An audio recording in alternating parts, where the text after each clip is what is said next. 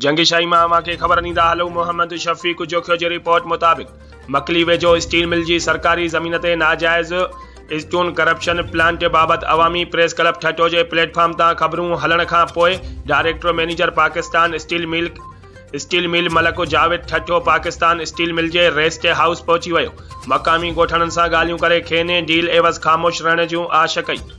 मक़ामी मुख़्तलिफ़ ॻोठणनि पारां पाकिस्तान स्टील मिल जे सरकारी ज़मीन ते लॻल नाजाइज़ स्टोन क्रैश प्लांट बिना देर ख़त्म करण ऐं ब्लास्टिंग वारो सिलसिलो बंदि करण समेत अॻूणो रिटायर मुलाज़िम हाणोको डेली वेजिस ते मुक़ररु प्लांट इंचार्ज मुश्ताक सूमरो खे हटाए संदन ख़िलाफ़ रिश्वत खोरी तोड़े पाकिस्तान मिल जे पहाड़ीअ ते नाजाइज़ी स्टोन करप्शन लॻाइण बाबति इंक्वायरी करण जो मुतालबो।